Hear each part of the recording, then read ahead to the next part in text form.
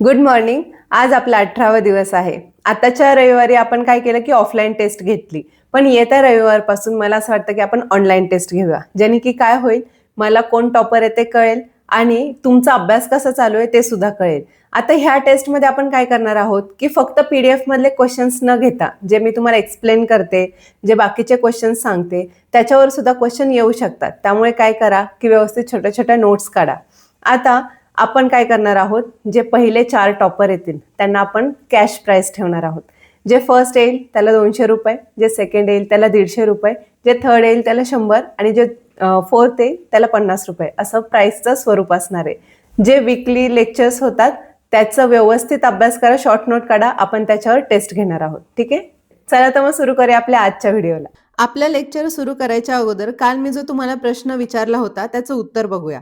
एक रेल्वेगाडी उत्तरेकडून दक्षिणेकडे जात आहे. म्हणजे जर ही रेल्वे आहे तर ती उत्तरेकडून कुठे चालली आहे? दक्षिणेला चालली आहे. आणि वारा पश्चिमेकडून पूर्वेकडे वाहत आहे. वारा कसा वाहतोय? तर पश्चिमेकडून पूर्वेकडे. ही जर रेल्वे अशी दक्षिणेकडे चालली आहे तर त्याचा जो धूर आहे तो कसा जाणार? विरुद्ध दिशेने जाणार, बरोबर? आणि वारा जर पश्चिमेकडून पूर्वेला वाहत आहे तर हा वारा, हा धूर आहे तो इकडे ढकलायचा प्रयत्न करणार, बरोबर? मग तर त्या गाडीचा धूर कोणत्या दिशेला जाईल हेच तर विचारलंय. हे काय आहे? आग्नेय, ही आहे नैऋत्य, ही आहे वायव्य आणि ईशान्य. म्हणजे कुठल्या दिशेला जाईल? तर ईशान्य दिशेला. ह्या प्रश्नाचं उत्तर बऱ्याच जणांनी बरोबर दिलं आहे. म्हणजे तुमचा अभ्यास चांगला चालू आहे. असाच अभ्यास चालू राहू द्या. आता आपण पहिला प्रश्न बघूया आपला. उल गुलान कोणत्या आंदोलनाशी संबंधित आहे? तर ते मुंडा आंदोलन यांच्या रिलेटेड आहे. भगवान बिरसा मुंडा यांनी हे आंदोलन केलं होतं आणि कोणाविरुद्ध केलं होतं? तर इंग्रज आणि जमीनदार यांच्या शोषणाविरुद्ध आंदोलन केलं होतं. इंग्रज आणि जमीनदार काय करायचे? आदिवासींच्या जमिनी हिसकावून घ्यायचे आणि त्यांच्या या शोषणाला कंटाळून त्यांनी काय केलं? हे आंदोलन केलं होतं. आता उल गुलान या शब्दाचा अर्थ काय आहे? महासंघर्ष, उठाव, विद्रोह हा उलगुलानचा अर्थ आहे. आणि हा संघर्ष, हे आंदोलन कधी झालं होतं? तर 1899 ते 1900 या काळात हे आंदोलन झालं होतं. कुठे झालं होतं? तर छोटा नागपूर. छोटा नागपूर हे महाराष्ट्रातलं नाही. छोटा नागपूर हे आहे झारखंडमध्ये आणि इथे हे आंदोलन झालं होतं. आता हा प्रश्न इम्पॉर्टंट का आहे? हा प्रश्न अगोदर पण विचारला आहे, पण आता का इम्पॉर्टंट आहे? कारण हे जे भगवान बिरसा मुंडा आहेत ह्यांची 150वी जयंती आहे आणि महाराष्ट्र सरकार आणि भारत सरकार ह्यांच्या संयुक्त विद्यमाने 10 नोव्हेंबर ते 16 नोव्हेंबर यामध्ये मुंबईचे जे देशपांडे सभागृह आहे, देशपांडे सभागृह येथे राष्ट्रीय जनजाती चित्रकला प्रदर्शनामध्ये 100 पेक्षा जास्त उत्कृष्ट जनजातीय कलाकृतींचं प्रदर्शन भरवणार आहे. म्हणून हा प्रश्न काय झाला? इम्पॉर्टंट झाला. आता तुम्हाला प्रश्न मी काय विचारते? हे जे आपलं TRTI आहे, म्हणजेच काय की ट्रायबल रिसर्च ट्रेनिंग इन्स्टिट्यूट, हे कुठे आहे हे तुम्ही मला सांगायचं आहे. कारण हे खूप इम्पॉर्टंट आहे. हे बऱ्याचशा योजनामध्ये वगैरे ह्याचा उल्लेख होत असतो. भगवान बिरसा मुंडा ह्यांच्याबद्दल बोलायचं झालं तर ह्यांना भगवान हे नाव कोणी दिलं आहे? तर जे आदिवासी लोक होते हे त्यांना भगवान मानायचे, म्हणून त्यांना भगवान बिरसा मुंडा असे म्हणतात. त्यांनी काय केलं? ते खूप कमी जगले, म्हणजे जवळपास 25 वर्षच जगले. पण 25 वर्षात त्यांनी काय केलं की बऱ्याचशा सुधारणा केल्या. जे आदिवासी लोक होते, जे अंधश्रद्धेच्या विळख्यात अडकले होते, त्यांच्या अंधश्रद्धा दूर करण्याचं काम केलं. ते स्वतंत्र सेनानी होते, आदिवासी नेते होते, म्हणून त्यांची जयंती मोठ्या उत्साहात साजरी केली जाते. ठीक आहे. त्यांच्या 150व्या जयंतीनिमित्त जे जनजातीय रिलेटेड कार्यक्रम होणार आहेत त्याच्यामध्ये एक वेगळ्या चित्रकलेचं प्रदर्शन होणार आहे. मग त्या चित्रकला कोणकोणत्या? तर महाराष्ट्रातली फेमस चित्रकला कोणती आहे? वारली पेंटिंग. दुसरी ओडिसामधली कोणती आहे? सौर व पट्ट ही चित्रकला फेमस आहे. पुन्हा मध्य प्रदेशमधली कोणती आहे? गोंड व भेल ही प्रसिद्ध आहे. आणि गुजरातमधली कोणती आहे? तर पिथोरा चित्रकला ही प्रसिद्ध आहे. आणि या आदिवासी चित्रकला ज्या आहेत त्यांचं प्रदर्शन इथे बिरसा मुंडांच्या 150व्या जयंतीनिमित्त जो प्रोग्राम आयोजित केला आहे तिथे भरवणार आहे. आपला पुढचा प्रश्न आहे, भटक्या कुत्र्यांवर नियंत्रणासाठी भारतात कोणता कार्यक्रम राबवला जातो? तर कोणता राबवला जातो? ABC. ह्यालाच काय म्हणतात? अँटी बर्थ कंट्रोल हा कार्यक्रम राबवला जातो. आता हा प्रश्न इम्पॉर्टंट का आहे? कारण काही दिवसांपूर्वी सुप्रीम कोर्टने एक आदेश दिला होता. काय? की 2 आठवड्याच्या आत जे भटकी कुत्रे आहेत त्यांनाच काय म्हणतात? की स्ट्रे डॉग ह्यांना काय करायचं, ह्यांना पकडायचं आणि शेल्टर हाऊसमध्ये ठेवून द्यायचं, असा त्यांनी आदेश काढला होता. पण जे आपले प्राणी मित्र आहेत, जे प्राणीप्रेमी आहेत, यांनी काय केलं, आंदोलन केलं आणि त्याच्यामुळं काय केलं, की सुप्रीम कोर्टने हे जे आदेश काढला होता तो मागे घेतला. पण सुप्रीम कोर्टने पुन्हा आदेश काढला. काय आदेश काढला? आताच 2 दिवसापूर्वीच हा आदेश काढला आहे. जे भटके कुत्रे आहेत ना, त्यांना काय करायचं, पब्लिक प्लेस म्हणजे जे आपले सार्वजनिक जागा आहेत तिथून हटवा. ह्याच्या मागे काहीतरी कारण आहे. काय? की दरवर्षी 15 ते 20,000 लोकांना कुत्रे चावतात आणि कुत्रे चावून रेबीज होऊन हे लोकं दगावतात. म्हणून ह्यासाठी हा आदेश परत सुप्रीम कोर्टने काढला आहे. आता तुम्हाला असाही प्रश्न विचारू शकतात, की सुप्रीम कोर्टने कोणत्या कलमाअंतर्गत हा निर्णय दिला? कोणता निर्णय? की भटक्या कुत्र्यांना शेल्टर होममध्ये टाका किंवा पब्लिक प्लेसमधून काढा. तर हे कलम आहे कलम 21. ह्याच्यामध्ये काय दिलं आहे, की सन्मानाने जगण्याचा हक्क. म्हणजे हे कुत्रे चावतात, तर त्यामुळे काय होतं, की लोकांना रेबीज होऊन त्यांचा मृत्यू होतो. मग हे जे सन्मानाने जगण्याचा मूलभूत हक्क आहे, तो त्यांच्या या हक्कावर काय येते? गदा येते आणि या हक्काचे हनन होते. म्हणून सुप्रीम कोर्टने या कलमाअंतर्गत ह्या कुत्र्यांना पब्लिक प्लेसमधून हटवण्याचा काय दिला आहे? आदेश दिला आहे. आता रेबीज, तुम्हाला प्रश्न विचारते मी. आपला हा प्रश्न अगोदर आपले जे लेक्चर झाले त्याच्यामध्ये झालेला आहे. रेबीज जो आहे तो कशामुळे होतो? म्हणजे तो जीवाणूजन्य आहे की विषाणूजन्य आहे? ह्याचं उत्तर तुम्ही मला द्यायचं आहे कमेंट बॉक्समध्ये. ठीक आहे? आता आपण पुढचा प्रश्न बघूया. महाराष्ट्रात अँटी टेररिझम स्क्वॉड म्हणजेच ATSची स्थापना कधी करण्यात आली? तर ती करण्यात आली 1990 मध्ये. हा प्रश्न का घेतला? कारण परवाच काय झालं, दिल्लीमध्ये दहशतवादी हल्ला झाला. भलेही म्हणजे अजून त्याचं काही एवढं समजलं नाही, पण जो हल्ला होता तो दहशतवादीच होता. त्याच्यामुळे हा प्रश्न इम्पॉर्टंट ठरतो. आता 1990 साली अँटी टेररिझम स्क्वॉडची स्थापना झाली. पण ती कोणत्या पार्श्वभूमीमुळे झाली? तर 1980 ते 1990 या दशकात काय व्हायचं, की मुंबई आणि महाराष्ट्र इथे दहशतवादी कारवाया वाढल्या होत्या आणि स्फोट, गुन्हेगारी ह्यांची खूप वाढ झाली होती. या पार्श्वभूमीवर दहशतवादाचा मुकाबला करण्यासाठी, त्याला फेस करण्यासाठी अँटी टेररिझम स्क्वॉड ह्याची स्थापना करण्यात आली.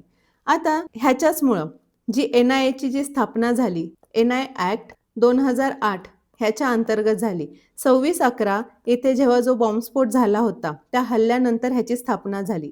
म्हणजे जेव्हा बॉम्बस्फोट होतात, जेव्हा आपली देशाची सुरक्षा किंवा राज्याची सुरक्षा ऐरणीवर येते ना, तेव्हा असे स्पेशल फोर्सची स्थापना केली जाते. आता 26/11 इथे जो ताज हॉटेल होतं, तिथे हल्ला झाला. तर त्या हल्ल्याच्या पार्श्वभूमीवर एक विशेष प्रशिक्षित आणि सुसज्ज दलाची गरज होती. मग आपल्या पोलीस फोर्समध्ये ह्या पार्श्वभूमीवर फोर्स 1 ह्याची स्थापना केली. फोर्स 1. आता जर तुम्ही पोलीसमध्ये गेला आणि जर तुम्हाला फोर्स 1 मध्ये जॉइन व्हायचं असेल, तर तुम्ही अर्ज देऊ शकता. ह्या फोर्स 1 ला पेमेंट जास्त असतं. म्हणजे बाकीचे जे कॉन्स्टेबल, चालक आहे ह्यांच्यापेक्षा फोर्स 1 ला जास्त पेमेंट असतं. आता तुम्हाला असंही विचारू शकता, जेव्हा असे दहशतवादी हल्ले होतात, तेव्हा ते कोणत्या ॲक्ट अंतर्गत त्यांच्यावर गुन्हा दाखल करून त्यांना शिक्षा दिली जाते? तर ते कोणत्या ॲक्ट अंतर्गत? UAPA याच्या सेक्शन 16 आणि 18 नुसार ह्याच्यावर कारवाई होते आणि त्यांना शिक्षा दिली जाते. आता तुमच्यासाठी प्रश्न काय आहे? 15 दिवसापूर्वी मुंबईच्या पवई येथे काही मुलांना आणि काही प्रौढ लोकांना काय केलं होतं? होस्टेज केलं होतं. होस्टेज म्हणजे काय? की त्यांना एका ठिकाणी डांबून ठेवलं होतं. तर त्यावेळी मुंबई पोलीस ह्यांची कोणती टीम ॲक्टिव्हेट झाली होती? हे तुम्हाला मला सांगायचं आहे. ह्याच्या प्रश्नाचं उत्तर द्यायचं आहे. कारण ते बऱ्याच ठिकाणी त्या टीमला बोलवलं जातं. तर अँटी टेररिझम स्क्वॉडवरून तुम्हाला काय-काय लक्षात ठेवायचं आहे? की त्याची स्थापना कधी झाली? पुन्हा ते कोणत्या पार्श्वभूमीवर झाली? पुन्हा त्याच्यानंतर NIA सुद्धा खूप इम्पॉर्टंट आहे. त्याची पार्श्वभूमी काय आहे? फोर्स 1. पुन्हा जे दहशतवादी गुन्हे होतात, तर त्याचा दखल घेतली जाते. तर ती कोणत्या ॲक्ट अंतर्गत घेतली जाते? आणि तुम्हाला हा प्रश्न आहे, की पवई येथे झालेल्या होस्टेजसाठी कोणती टीम पाचारण केली होती? ठीक आहे. आता आपण पुढचा प्रश्न बघूया. खालीलपैकी कोणत्या परिस्थितीत PIL म्हणजे जनहित याचिका दाखल केली जाऊ शकते? तर शहरातील सरकारी हॉस्पिटलमध्ये मूलभूत सुविधा नसणे ह्याच्यासाठी आपण काय करू शकतो? जनहित याचिका दाखल करू शकतो. आता ह्या जनहित याचिकेचा उद्देश काय आहे? तर गरीब, अशिक्षित, वंचित आणि जे दुर्बल घटक असतात त्यांना न्याय मिळवून देणं. हे सगळ्यात प्रमुख उद्दिष्ट. दुसरं काय आहे, जे समाजातील अन्याय होतो, भ्रष्टाचार होतं, पर्यावरणाचं नुकसान केलं जातं, मानवाधिकारांचं उल्लंघन केलं जातं, तर त्याविरुद्ध आवाज उठवणे हे दुसरं उद्दिष्ट आहे. आणि तिसरं मेन काय आहे, की सरकारच्या किंवा प्रशासनाच्या दुर्लक्षामुळे जर जनहित बाधित होत असेल, म्हणजे जनहिताचा काय होत असेल, भंग होत असेल, तर तेव्हा त्या ठिकाणी न्यायालयाचे लक्ष वेधणे हा जनहित याचिकाचा उद्देश आहे. आता जनहित याचिका कोण दाखल करू शकतो? तर तो कोणताही नागरिक दाखल करू शकतो. पुन्हा NGO हे करू शकतात, पत्रकार करू शकतात, सामाजिक कार्यकर्ते करू शकतात. पण त्याच्यामध्ये एक अट असते. न्यायालयाला वाटलं पाहिजे, ही जी याचिका दाखल केली आहे, ती खरंच जनहितासाठी आहे. जनहित याचिका कुठे दाखल करता येते? तर सुप्रीम कोर्टात कलम 32 अंतर्गत जनहित याचिका दाखल करता येते आणि हायकोर्टमध्ये कलम 226 अंतर्गत ही जनहित याचिका दाखल करता येते. हीच जनहित याचिका ऐकून सुप्रीम कोर्टने निर्णय दिला होता, की जे स्ट्रे डॉग आहेत त्यांना हटवा. ठीक आहे? त्यामुळे हे इम्पॉर्टंट आहे, लक्षात ठेवा. ह्याचा कलम लक्षात ठेवा आणि ह्याचा उपयोग काय आहे, कोण करू शकतो वगैरे हे लक्षात राहू द्या. आता आपण पुढचा प्रश्न बघूया. DNA ची रचना कोणी शोधली? तर वॅटसन आणि क्रिक यांच्या संकल्पनेतून DNA ची रचना झाली. आता हे जे मॉडेल आहे ह्याला वॅटसन अँड क्रिक मॉडेल असंही म्हणतात. DNAचा इम्पॉर्टन्स खूप आहे. आपल्या पोलिसमध्ये सुद्धा DNAचा इम्पॉर्टन्स खूप आहे. कशासाठी? गुन्हेगार शोधण्यासाठी. गुन्हेगाराच्या केसांवरून जर केस सापडले एखाद्या गुन्ह्याच्या ठिकाणी, पुन्हा फिंगरप्रिंट्स, पुन्हा रक्त वगैरे ह्या सगळ्यांवरून काय करतं, गुन्हेगारांचा शोध लावला जातो. आता DNA हे काय आहे? तर हे डबल हेलिक्स स्ट्रक्चर आहे.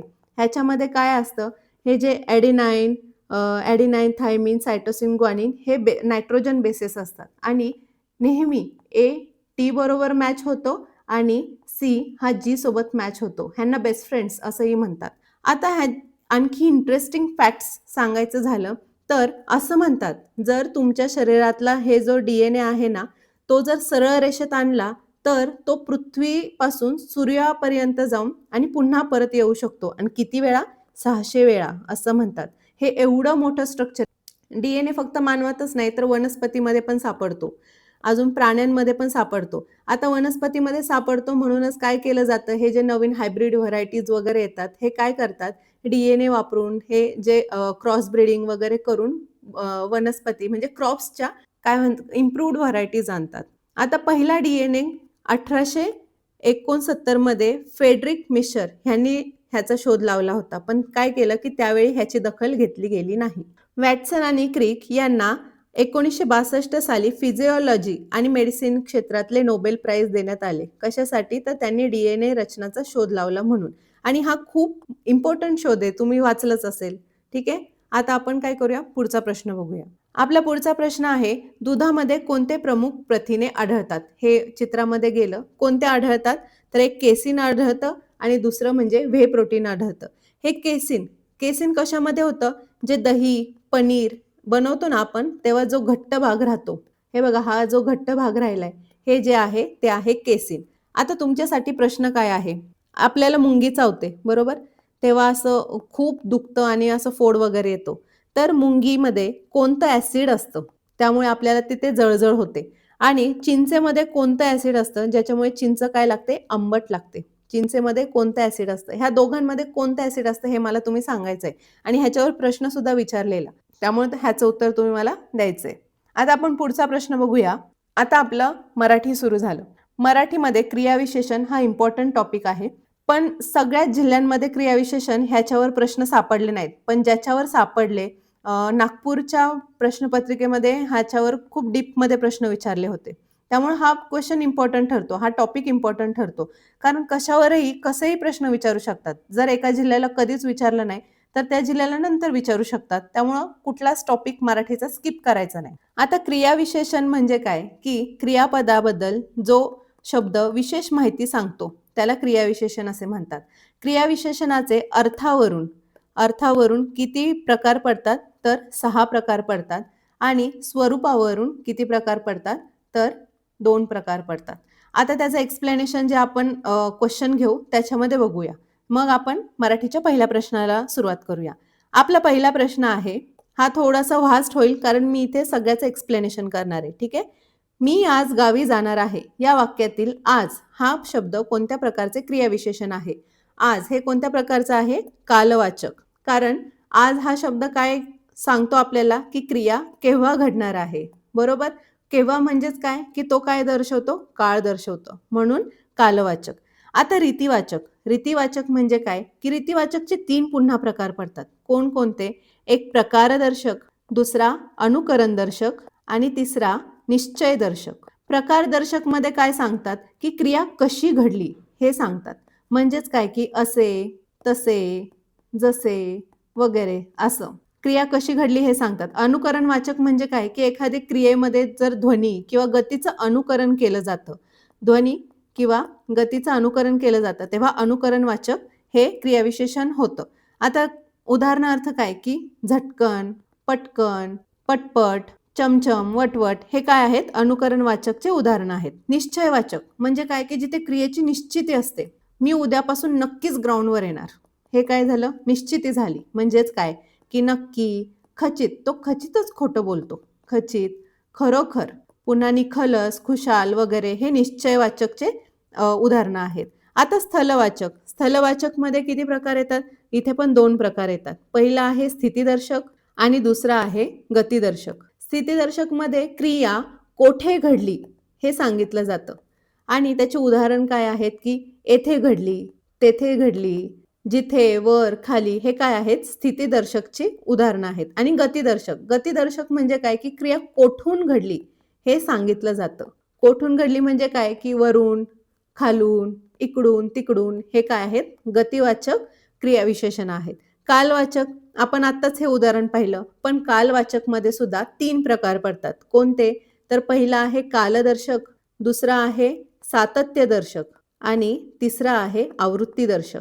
तुम्हाला असेही प्रश्न विचारू शकतात की रीतिवाचक क्रियाविशेषणाचे किती प्रकार आहेत, स्थलवाचकचे किती आहेत, म्हणून मी एवढं डिटेलमध्ये सांगते. आता कालवाचकचा जो कालदर्शक आहे क्रियाविशेषण, तो काय सांगतो की क्रिया केव्हा घडली, म्हणजे हेच आज, उद्या, परवा, पुन्हा तेव्हा वगैरे हे सांगतं कालदर्शक क्रियाविशेषण. सातत्यदर्शक क्रियाविशेषण क्रिया किती वेळ घडली हे सांगतं. किती वेळ घडली म्हणजे किती की सततच असं होतं, नेहमीच असं होतं, पुन्हा आजकाल तू उशिरा येतोस, हे काय आहे? सातत्यदर्शक क्रियाविशेषण. आवृत्तीदर्शक मध्ये काय सांगतं की क्रिया किती वेळा घडली. वेळा म्हणजेच काय की वारंवार घडली, वारंवार असंच चूक होतेय, पुन्हा पुन्हा तू हेच करतोयस, दररोज, सालोसाल, क्षणोक्षणी हे काय झालं? आवृत्तीवाचक क्रियाविशेषण. परिमाणवाचक क्रियाविशेषण. परिमाणवाचक मध्ये काय होतं की आणखी 2 प्रकार पडतात. पहिला प्रकार कोणता आहे? तो म्हणजे संख्या किंवा प्रमाण.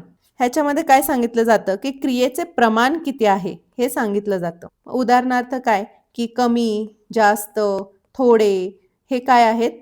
परिमाणवाचक क्रियाविशेषण. त्याच्यामध्ये सुद्धा संख्यावाचक क्रियाविशेषण. आणि दुसरा प्रकार आहे तो म्हणजे संख्यावाचक. ह्याच्यामध्ये काय की क्रियेची संख्या किती आहे हे सांगितलं जातं. म्हणजे किती? एकदा, दोनदा, तीनदा, चारदा हे संख्यावाचक क्रियाविशेषण. आणि हे इथे संख्या किंवा प्रमाण असं म्हणलं जातं. प्रमाणवाचक म्हणजे प्रमाण किती आहेत त्या ह्याचे क्रियाचे. ठीक आहे, हे झालं सगळं आपलं क्रियाविशेषणाचं. मी हे सगळं ऑलमोस्ट डिटेल सगळं सांगितले आहे आणि हे खूप इम्पॉर्टंट आणि इझी आहे. तुम्हाला एखादा शब्द तुम्ही अभ्यास जरी नसेल केला आणि तुम्ही ह्याच्या अगोदर जे क्रियापद विशेषण वगैरे वाचले असेल तर तुम्हाला ह्याचे असे डिटेलमध्ये अभ्यास करायची पण गरज नाही, तुम्हाला लगेच समजून जाईल. ठीक आहे, आता आपण पुढचा प्रश्न बघूया. पुढचा प्रश्न आहे, माझे घर तेथे आहे या वाक्यातील अधोरेखित शब्दाची जात ओळखा. तेथे आपण आत्ताच पाहिलं, तेथे, इथे वगैरे हे काय आहेत? तर हे आहेत स्थलवाचक क्रियाविशेषण. ठीक आहे, कारण तेथे हे काय दाखवतं? स्थळ दाखवतं, बरोबर. चला मग आता पुढचा प्रश्न बघूया. पुढचा प्रश्न आहे, तो पटकन झाडावर चढला. अधोरेखित शब्द ओळखा. पटकन काय आहे? हे रीतिवाचक क्रियाविशेषण आहे. ह्याच्यामध्ये काय झालं? तर अनुकरणवाचक झालं. अनुकरणवाचक क्रिया झाली. अनुकरणवाचक क्रिया झाली. पटकन, झटकन, टपटप, पटपट हे काय आहे? हे अनुकरणवाचक क्रियाविशेषण आहे. आणि ही क्रिया कशी घडली हे सांगतो. तो झाडावर चढला, ठीक आहे, पण तो कसा चढला? पटकन चढला. क्रिया कशी घडली हे त्यांनी सांगितलं, म्हणून आपलं उत्तर आलं रीतिवाचक क्रियाविशेषण. आता पुढचा प्रश्न बघूया. पुढचा प्रश्न आहे, खालीलपैकी धातुसाधित क्रियाविशेषण अव्यय असलेले वाक्य ओळखा. कोणते आहे? तो आज आला, तो मोठ्याने ओरडला, ती हसताना सुंदर दिसते, मी खालून आलो. तर धातुसाधित क्रियाविशेषण आहे, ती हसताना सुंदर दिसते. का? कारण हसताना हे काय आहे? धातूपासून बनवलेलं गेलं आहे. धातू काय आहे? ह्याचा मेन हस आहे आणि हस या धातूपासून हसताना हे काय केलं आहे? साधला गेला आहे. आणि तो दिसते, हे जे दिसते आहे ना, ह्या क्रियापदाबद्दल कशी दिसते किंवा कधी दिसते ह्याच्याबद्दल अधिक माहिती सांगतोय. म्हणून हे काय आहे? धातुसाधित क्रियाविशेषण. आता इथे जर असतं ती सुंदर दिसते, ठीक आहे, ती सुंदर दिसते, पण ती कधी सुंदर दिसते? तर ती हसताना सुंदर दिसते. समजलं? म्हणून हे धातुसाधित आहे, कारण हसताना ह्याचा मूळ धातू आहे हस आणि हा साधून केलेला आहे, हा म्हणून धातुसाधित झाला. आता तो आज आला. आज ह्याचं काय आहे? आज तर हे काय आहे? सिद्ध अव्यय आहे. ठीक आहे, सिद्ध, आज वगैरे. पुन्हा तो मोठ्याने ओरडला, मोठ्याने, मोठ्याचं हे काय आहे? मेन मोठा. हे काय आहे? विशेषण साधित आहे. मी खालून आलो, खालून हे काय आहे? अव्यय साधित आहे. खालून, वरून वगैरे अव्यय साधित आहे, कारण त्याला ऊन हा प्रत्यय लागला म्हणून अव्यय साधित. समजलं? धातुसाधितचं उत्तर होतं, ती हसताना सुंदर दिसते. आता पुढचा प्रश्न बघूया. गटात न बसणारा शब्द ओळखा. वर, खाली, मागे, वरून. गटात न कोणता बसत नाही? तर वरून हा बसत नाही. का? तर हे स्थलवाचक गतिदर्शक आहे, जो क्रियेचा स्त्रोत आणि काय दाखवतं? गती दाखवतं. आता वर, खाली, मागे हे काय आहे? तर हे आहे स्थितीदर्शक क्रियाविशेषण आहेत. हे क्रियेची स्थिर आणि ठिकाण दाखवतात. म्हणून ऑड वन आउट कोण झालं? वरून. ठीक आहे. आता आपण पुढचा प्रश्न बघूया. आता आपलं सुरू झालं गणित. गणितमध्ये चक्रवाढ व्याज हे खूप इम्पॉर्टंट आहे. कंपल्सरी एक प्रश्न येतोच. काल आपण सरळ व्याज पाहिलं, आज आपण चक्रवाढ व्याज बघतोय. आता चक्रवाढ व्याज ह्याचा बेसिक फॉर्म्युला काय आहे? P in bracket 1 plus rate of interest म्हणजे दर अपॉन 100. का? तर तो दर नेहमी टक्क्यात असतो आणि वरती n म्हणजे काय? की त्याचा टोटल लोनचा जो पिरियड आहे तो किती आहे, बरोबर किती? चक्रवाढ व्याज. ठीक आहे. आता आपण ह्याच्यावर गणित बघूया. आपण पहिल्या प्रश्नाला सुरुवात करूया. आपला पहिला प्रश्न आहे, आणि हे बघा, आज मी अशी एकदम सिंपल गणित नाही घेतली, मी मॉडरेट ठेवली आहेत, कारण जास्त अवघड आली तर तुमचा कॉन्फिडन्स डाऊन होतो. भलेही मग ते एखादा प्रश्न तुम्ही सोडला तरी फार नुकसान नाही. त्यामुळे तुमचा कॉन्फिडन्स डाऊन होऊ नये म्हणून इझी टू मॉडरेट मी लेवल ठेवली आहे आज. ठीक आहे. मग आपला पहिला प्रश्न आहे, कोणत्या दराने 4,000 रुपयांची 2 वर्षात चक्रवाढ व्याजाने 5,290 रुपये रास होईल?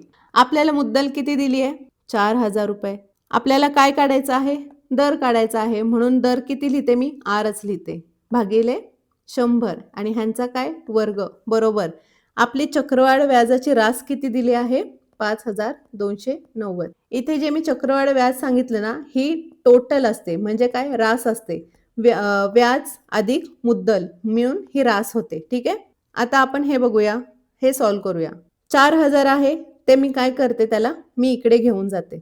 1 अधिक r भागिले 100 ह्यांचं काय? वर्ग. बरोबर. 5,290. आता हे इथे गुणाकारात आहे, इकडे गेलं काय होणार? भागाकारात होणार, भागिले 4,000. आता हे मला जो वर्ग आहे ना तो काढून टाकायचा आहे. तो काढून टाकायला मला काय करायला लागेल? 1 अधिक r भागिले 100.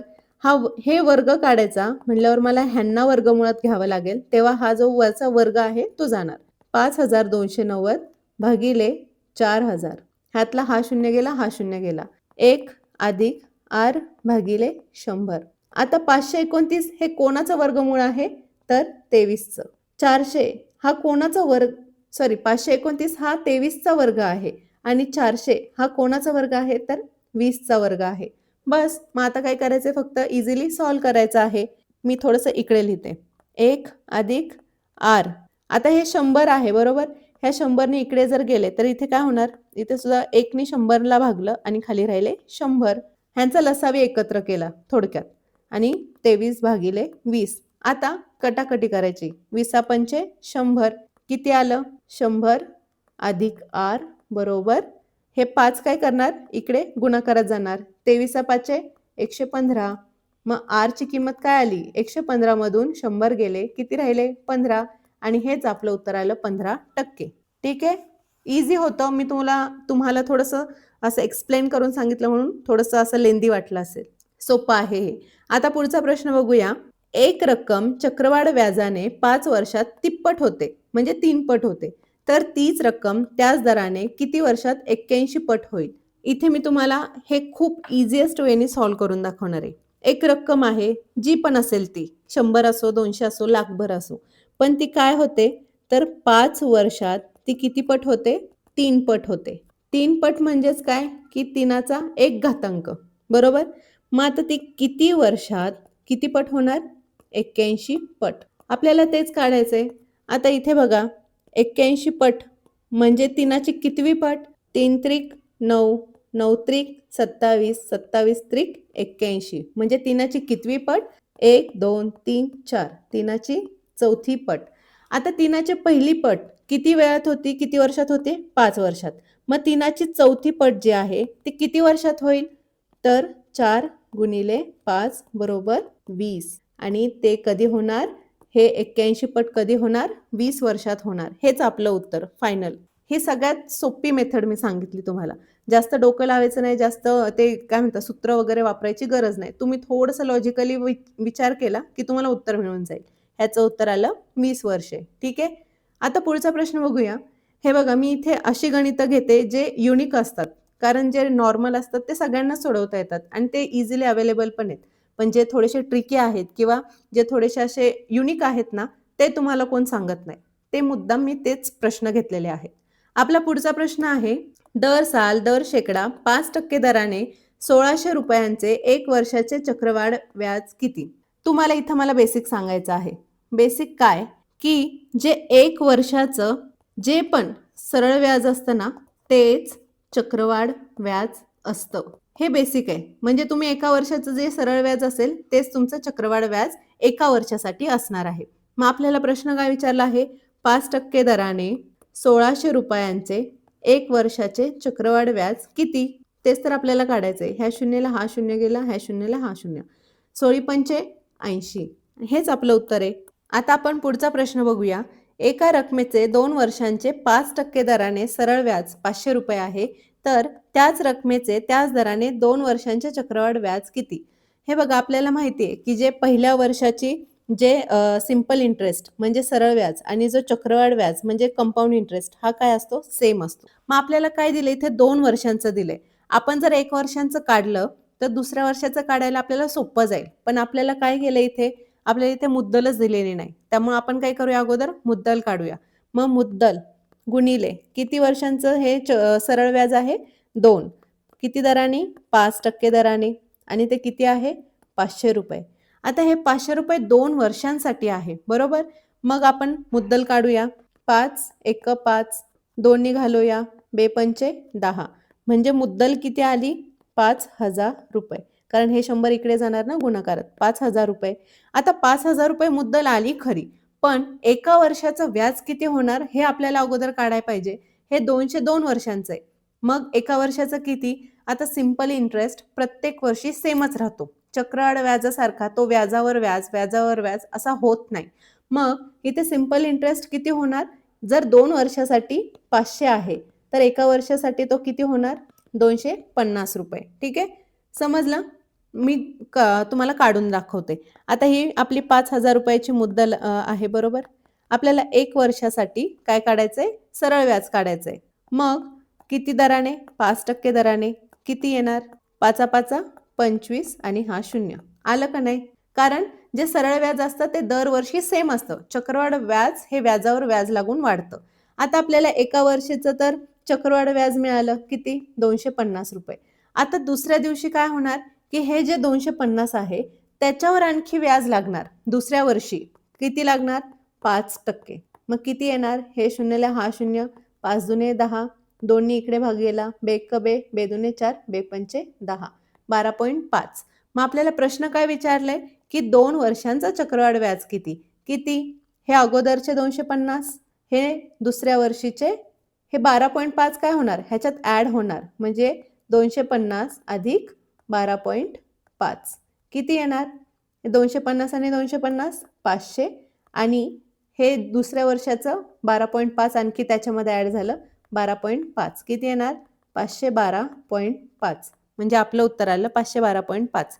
ही सगळ्यात इझी वे मी तुम्हाला सॉल्व्ह करून दाखवलं. म्हणजे काय की ह्याच्यामध्ये थोडंसं लॉजिक वापरून तुम्ही किती इझिली सॉल्व्ह करू शकता. आता हे तुम्हाला मी एक्सप्लेन केलं म्हणून एवढा वेळ लागला. ॲक्च्युली हे खूप सोपं गणित आहे. आता इथे 250 250 इथे 5000 का नाही घेतलं माहिती आहे?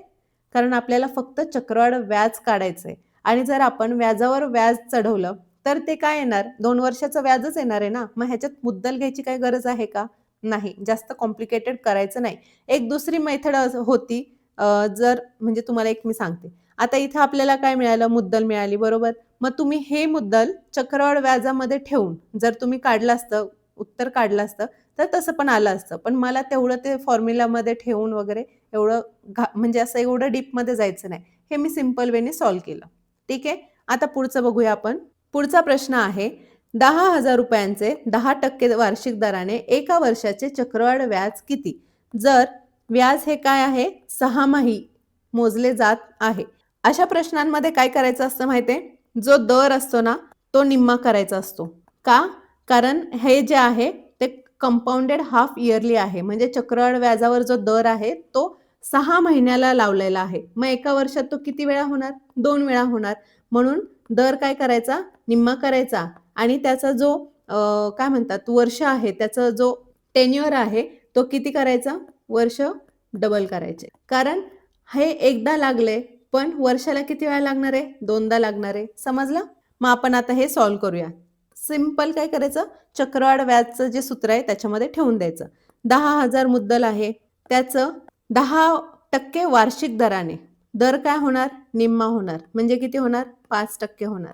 किती? वार्षिक दराने एका वर्षासाठी आहे. म्हणजे वर्ष काय करायचं? डबल करायचं. 1 वर्ष आहे तर काय करायचं? 2 करायचं. ठीक आहे? आता फक्त सिंपल सॉल्व्ह करायचं. आपल्याला काय मिळणार? व्याजदर मिळणार. 10,000 5 एका 5 5 दुने 10. आपण आत्ताच हे सोडवलं. इथे काय येतंय? 21/20 कारण हे 20चा इथं बेस समान होणार. 20 गुणिले 1 20 आणि ह्याचा 1 मिळून 21. ह्यांचा काय? वर्ग. 10,000 मी ह्यांना बाहेर काढते. 21 गुणिले 21 भागिले 20 गुणिले 20. ह्या शून्याला हा शून्य, ह्या शून्याला हा शून्य. बेदुने 4 आणि 25 चोक 100 म्हणून इथे 25. 25 गुणिले 21 गुणिले 21 किती येईल? मी इथे बाजूला सॉल्व्ह करते. 21चा वर्ग किती? 441. ठीक आहे? गुणिले 25. 25 एक 25 25 चोक 100 आणि 2 102. 25 चोक 100 आणि 10 110. आता हे काय झालं? आपले टोटल मुद्दल मिळाली ना आपल्याला. टोटल आपले 2 वर्षानंतरची टोटल राशी मिळाली. मग आपल्याला व्याज कसं काढायचंय? 11,025 मधून जेव्हा 10,000 मायनस करणार तेव्हा आपल्याला आपलं उत्तर मिळणार 1,025. एकातून एक गेला 0 म्हणजे आपलं उत्तर आलं 1,025. समजलं? हे लॉजिक समजलं? नसेल समजलं तर पुन्हा एकदा व्हिडिओ बघा. ठीक आहे? आता पुढचा प्रश्न बघूया. 25,000 रुपयांचे 10% दराने 3 वर्षांचे कंपाऊंड इंटरेस्ट आणि सिंपल इंटरेस्ट मधील फरक किती? मी तुम्हाला ह्याच्या अगोदर जे गणित सोडवून दाखवलं, बहुतेक आपण काल का परवा सोडवलं, ते 2 वर्षांसाठी होतं. 2 वर्षांसाठी फॉर्म्युला सिंपल काय होता? मुद्दल R/100 ह्यांचा वर्ग बरोबर काय होता? फरक होता. पण आपल्याला आता काय विचारलं आहे? आपल्याला 3 वर्ष विचारलं आहे आणि ह्याचं सूत्र काय आहे ते लक्षात घ्या. 25,000 अगोदर मी सूत्र सांगते तुम्हाला. मुद्दल गुणिले R म्हणजे रेट ऑफ इंटरेस्ट भागिले 100 ह्यांचा वर्ग, ह्यांचा पण गुणाकार 300 अधिक R म्हणजे दर भागिले 100 बरोबर फरक. हे काय आहे? हे सूत्र आहे. आता आपण सिंपल काय करूया? ह्याच्यामध्ये व्हॅल्यूज ठेवूया आणि लगेच आपलं उत्तर काढूया. P म्हणजे काय? 25,000 गुणिले आपलं दर किती आहे? 10%. ह्यांचा वर्ग गुणिले 300 अधिक आपला दर किती आहे? 10 भागिले 100 बरोबर फरक. ठीक आहे? आता सॉल्व्ह करूया. ह्या शून्याला हा शून्य गेला बरोबर. 25,000 गुणिले 1/10चा वर्ग किती येणार? 100 गुणिले 300 अधिक 10 310 भागिले 100 बरोबर काय? फरक. आता सिंपल कटाकटी करायची. कशी करणार? ह्या शून्याला हा शून्य, ह्या शून्याला हा शून्य, या शून्याला हा शून्य, हा शून्याला हा शून्य. किती राहिले? 25 गुणिले 31 बरोबर डायरेक्ट आपला फरक. 25 एक 25 7 आले 2, 25 त्रिक 75 आणि 2 किती? 77. हा काय झाला आपला फरक? 75 रुपये. सॉरी 775 रुपये. ठीक आहे? समजलं? हे सूत्र लक्षात ठेवा. हे 3 वर्षांचं आहे आणि हे 2 वर्षांचं आहे. समजलं? आता आपण पुढचा प्रश्न बघूया. आता आपलं सुरू झालं घड्याळ. इथे मी तुम्हाला काय केलंय? घड्याळाचं बेसिक सांगते. ठीक आहे? पहिलं काय आहे? 24 तासात काटे किती वेळा 90 डिग्री कोन करतात? म्हणजेच काटकोन करतात. किती वेळा करतात? तर 44 वेळा. पूर्ण 24 तासात. मग 12 तासात किती वेळा करत असेल तर 22 वेळा. 24 तासात काटे किती वेळा 0 डिग्री म्हणजे एकमेकांवर येतात? तास काटा आणि मिनिट काटा किती वेळा एकमेकांवर येतात? किती वेळा? 22 वेळा. मग 12 तासात किती वेळा येत असेल? 11 वेळा. 24 तासात काटे किती वेळा 180 डिग्री म्हणजे असे एकमेकांच्या अपोजिट असतात? तास काटा आणि मिनिट काटा एकमेकांच्या विरुद्ध येतात तर 22 वेळा. आणि जर 12 तासात विचारलं तर 11 वेळा. आणखी एक, जो आपला तास काटा असतो ना, तो प्रत्येक तासाला किती अंश पुढे सरकतो? तर 30 डिग्री, 30 अंश पुढे सरकतो प्रत्येक तासाला, प्रति तास. ठीक आहे? हे झालं घड्याळाचं बेसिक. आता आपण जशी जशी गणितं सोडवू तसं तसं मी तुम्हाला आणखी बेसिक सांगत जाईल. ठीक आहे? पहिला प्रश्न बघूया आपण. पहिला प्रश्न सोपा आहे. 3:30 वाजता घड्याळाचा तास काटा आणि मिनिट काटा यांच्यात किती अंशाचा कोन असेल? आता हे कसं सोडवायचं? ह्याचं सूत्र आहे. काय? मॉड मध्ये लिहायचं. कारण जेव्हा वजाबाकी येते तेव्हा ते त्याच्यामध्ये जातं. वजा 30 गुणिले तास. ठीक आहे? गुणिले 11/2 नाही सॉरी मध्ये वजाबाकी आहे. वजाबाकी 11/2 गुणिले किती? मिनिटे आणि मॉड. ठीक आहे? 30 गुणिले तास किती आहेत? 3 आहेत. वजा 11/2 मिनिटे किती झालेत? 30 मिनिटे झालेत. 3 त्रिक 9 म्हणजे 90 आणि इथे किती? 15. 15 एक 15, 15 एक 15 आणि 1 16 मॉड. आता 165 मधून 90 गेले किती येणार? वजा 5तून 0 गेले 5, 9 7 16 वजा 75. पण जो काय म्हणतात अँगल असतो तो 75 मध्ये असेल का? वजामध्ये असेल का? नाही. म्हणूनच हे मॉड आहेत आणि जेव्हा मॉड जातं तेव्हा आपलं उत्तर येणार 75. म्हणून आपलं उत्तर आलं 75. ठीक आहे? घड्याळावर सगळ्यात जास्त असे अवघड प्रश्न विचारत नाही. जिथं MPSC वगैरे UPSC वगैरे लेवलला ह्याच्यावर थोडे अवघड प्रश्न विचारले जातात. त्यामुळे मी घड्याळावरचे सोपेच प्रश्न घेतलेले आहेत. कारण सोपेच प्रश्न आपल्या पोलीस भरतीला विचारले जातात. ठीक आहे? जे थोडेसे मॉडरेट लेवलचे आहेत ते सुद्धा मी इन्क्लूड केलेले आहेत. आता आपण पुढचा प्रश्न बघूया.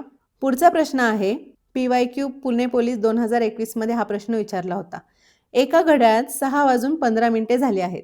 जर ते घड्याळ आरशासमोर ठेवले तर आरशातील प्रतिमेत किती वाजलेले दिसतील? एक थोडंसं लॉजिकली बघूया आणि नंतर मी तुम्हाला कसं सोडवायचं ते सांगते. किती वाजले आहेत? इथे 12. ठीक आहे? इथे 2, इथे 2, इथे 2 आणि इथे 2. 6:15 झालेत. जर मिनिट काटा हा इथे असेल 15 मिनिटावर आणि 6 कुठे असतील? इकडे असणार ना, कारण तो 6च्या थोडं पुढे गेलाय 6:15. मग जर इथे मध्ये मिरर ठेवला तर कशी प्रतिमा येईल? इथे हे हा काटा कसा दिसणार? इथे दिसणार थोडासा आणि हा काटा कसा दिसणार? इकडे दिसणार. म्हणजे जर इथे काय आहे? इथे आपले 4, 5, 6, 7, 8 म्हणजे काय वाजलेत? 5:45 वाजलेत. 5:45. आपलं उत्तर किती आलं? 5:45. दुसरी पद्धत सोडवायची. जर नसेलच समजत हे तर काय करायचं? जे 11 आणि 60 आहे ना ह्याच्यामधून 6:15 वजा करायचे. 11 मधून 6 वजा करायचे आणि 60 मधून 15 वजा करायचे. किती येणार? इथे आलं 45 आणि 11तून 6 गेले 5. 5.45 आलं आपलं उत्तर. ही अशी शॉर्ट ट्रिक आहे आणि हे आपलं बेसिक लॉजिक लावून सोडवायचं आहे. ठीक आहे? समजलं? आता पुढचा प्रश्न बघूया. पुढचा प्रश्न आहे घड्याळात सकाळी 8 वाजले आहेत. दुपारी 2 वाजले आहेत. हे दाखवण्यासाठी तासाचा काटा किती अंशाने फिरेल? म्हणजे किती वेळा फिरवावा लागेल? घड्याळात किती वाजले आहेत? 8 वाजले आहेत. आपल्याला किती दाखवायचे आहेत? 2 दाखवायचे आहेत. मग 8 पासून 2 पर्यंत जायला किती तास लागतील? 8, 9, 10, 11, 12, 1 आणि 2. आता 8 आणि 2 गेले किती? 1, 2, 3, 4, 5 आणि 2 पर्यंत 6. हा पुढचा 1 तास. ठीक आहे? मग असे किती तास झाले? 6 तास झाले. किती? आता मी जे तुम्हाला अगोदर एक बेसिक सांगितलं होतं, की जो तास काटा असतो, तो प्रति तास किती फिरतो? 30 डिग्री फिरतो. मग 6 गुणिले 30 बरोबर. कारण 6 तास पुढे जायचं आहे आपल्याला आणि प्रत्येक तासाला 30 डिग्री तो पुढे जाणार. मग आपलं टोटल किती येणार? 180 डिग्री. म्हणजे आपलं उत्तर काय आलं? तो 180 डिग्रीने फिरवावा लागेल तो काटा. आणि तसं जर बघायला गेलं तर हे बघा, हे आपलं घड्याळ आहे. ठीक आहे? इथे, इथे, इथे, इथे. आता इथे जर 8 वाजले असतील आणि आपल्याला इथे 2 वाजायचे असेल, इथे हे असे दिसणार ना? म्हणजे ऑब्व्हियसली ते एकमेकांच्या विरुद्ध येत आहेत. म्हणजे किती अंशाचा कोन आहे? 180 डिग्री. समजलं? Easiest way to solve. आता पुढचा प्रश्न बघूया. हा थोडासा मॉडरेट लेवलमध्ये येतो, पण हा प्रश्न सुद्धा विचारलेला आहे. कसा सोडवायचा? एक घड्याळ आहे, ते काय होतं, की दर तासाला 5 मिनिटं मागे पडतं. जर सकाळी 6 वाजता ते बरोबर लावण्यात आले, तर त्याच दिवशी दुपारी 4 वाजता ते घड्याळ कोणती वेळ दाखवेल? म्हणजे ॲक्चुअल 4 वाजलेत, पण घड्याळात कोणती वेळ दाखवेल ते आपल्याला काढायचंय. मी अगोदर काय करते? घड्याळ काढते. इथे 12, इथे 9, इथे 6 आणि इथे 3. इथे 4, 5, 7, 8. ठीक आहे? आता आपण काय केलं? ते 6 वाजता सेट केलं आणि आपण ॲक्चुअल कंडिशनमध्ये पाहिलं तर तेव्हा 4 वाजलेत. पण आपल्याला काय सांगितलंय, की ते दर तासाला 5 मिनिटं मागे पडतं. मग 6 पासून 4 पर्यंत किती तास झाले? मोजूया आपण. 1, 2, 3, 4, 5, 6, 7, 8, 9, 10. 10 तास झाले, बरोबर? 10 तास झाले, पण ते काय होतंय? 5 मिनिटं मागे पडतंय. मग किती मिनिटे मागे असणार? 50 मिनिटे. 10 तासात ते 5 मिनिटं मागे पडत असेल, तर पूर्ण ह्या 10 तासात ते किती मागे पडलं? 50 मिनिटे. दर तासाला 5 मिनिटे म्हणजे 10 तासाला 50 मिनिटे. मग ॲक्चुअली ते घड्याळात किती वाजले आहेत? तर त्या घड्याळात 4 मधून 50 गेले. किती राहिले? 3 वाजून 10 मिनिटे. कारण 4च्या मागे ते 50 आहे ना. टोटल 4 वाजलेत आणि मग इथे मागे गेलो आपण, तर इथे 10 कुठेतरी वाजले असतील, बरोबर? इथे कुठेतरी 10 वाजले असतील. मग त्या घड्याळात किती वाजले आहेत? 3 वाजून 10 मिनिटं. हे आपलं उत्तर झालं. समजलं? आपण काय केलं? मी तुम्हाला पुन्हा एकदा सांगते. 6 वाजले आहेत घड्याळात. आपण 6 वाजता ते घड्याळ लावलं. दर तासाला ते 5 मिनिटं मागे पडतं. ॲक्चुअली आपण बघितलं तर 4 वाजले आहेत. पण ते घड्याळात कोणतं काटा दाखवतंय, किती वाजलेत ते आपल्याला काढायचंय. जर ते घड्याळ दर तासाला 5 मिनिटं मागे पडत असेल, तर 6 ते 4 या 10 तासात ते किती मिनिटं मागे पडेल? 50 मिनिटं. मग 50 मिनिटं मागे म्हणजे 4च्या मागे 50 मिनिटं. 4च्या मागे 50 मिनिटं म्हणजे त्या घड्याळात किती वाजले आहेत? 3 वाजून 10 मिनिटं. म्हणून आपलं उत्तर आलं 3 वाजून 10. ठीक आहे? पुढचा प्रश्न बघूया. पुढचा प्रश्न आहे, एका घड्याळात 2 वाजून 20 मिनिटे झाली आहेत. जर मिनिट काटा पूर्व दिशा दाखवत असेल, तर तास काटा कोणती दिशा दाखवेल? आपण घड्याळ काढूया आणि त्यानुसार आपण हे सोडवूया. इथे 3, 6, 9 आणि घड्याळात काय झाले आहेत? 2 वाजून 20 मिनिटे झाली आहेत. 20 मिनिटे म्हणजे इथे मिनिट काटा असेल, बरोबर? असा मिनिट काटा असेल आणि 2 वाजलेत. 2 वाजून 20 मिनिटं म्हणजे काय? की ते असा कुठेतरी असेल ना, 2च्या पुढे थोडासा. मग काय दाखवलंय, की जर मिनिट काटा म्हणजे हा मिनिट काटा पूर्व दिशा दाखवतोय. म्हणजे आपल्याला काय करायचंय? हे घड्याळ असं फिरवायचंय. जर हा इकडे गेला, इथे गेला, तर हा काय करणार? हा पण इकडे कुठेतरी जाणार ना. जर मिनिट काटा असा दाखवला, ह्या दोघांमध्ये जो पण अँगल आहे, तो काय होणार? हा पण असं इकडे कुठेतरी दाखवणार ना. मग आपल्याला काय विचारलं आहे? तास काटा कोणती दिशा दाखवेल? कोणती दिशा दाखवेल? ईशान्य दिशा दाखवेल. अरे, कालपासून ईशान्यच उत्तर येतंय. ईशान्य दिशा दाखवेल. ठीक आहे? आता हा पूर्ण 12 का नाही जाणार माहिती आहे? कारण ह्याच्यात एकच अंतर आहे, बरोबर? हा एक अंतर इथे गेला, म्हणजे एक अंतर 3 वर गेला. मग हा जर इथे असेल, तर हा पण एक अंतर इकडे जाणार ना, म्हणजे 1च्या इकडे कुठेतरी. म्हणजे तो अजूनही इकडच्याच डिरेक्शननी बघतोय. म्हणून आपलं उत्तर आलं ईशान्य. आग्नेय, नैऋत्य, वायव्य, ईशान्य. म्हणून आपलं उत्तर आलं ईशान्य. समजलं? सोपं होतं. ह्याच्यामध्ये काय फार जास्त लॉजिक लावायची गरज नाही. थोडंसं डोकं चालवलं की उत्तर. आता आपला पुढचा प्रश्न आहे. हा जो पण प्रश्न आहे, हा तुम्हाला आहे होमवर्कला. ठीक आहे? ह्याचं उत्तर तुम्ही मला काय करायचंय? कमेंट बॉक्समध्ये द्यायचंय. काल जसं उत्तर दिलं तसं आजही सगळ्यांनी उत्तर द्या. म्हणजे जर तुमचं चुकत असेल तर तुम्हाला कळेल तुमचं काय चुकतंय. ठीक आहे? आजचा आपला व्हिडिओ झालेला आहे. नक्की लाईक करा, आपल्या चॅनलला सबस्क्राईब करा. भेटूया पुढच्या व्हिडिओमध्ये.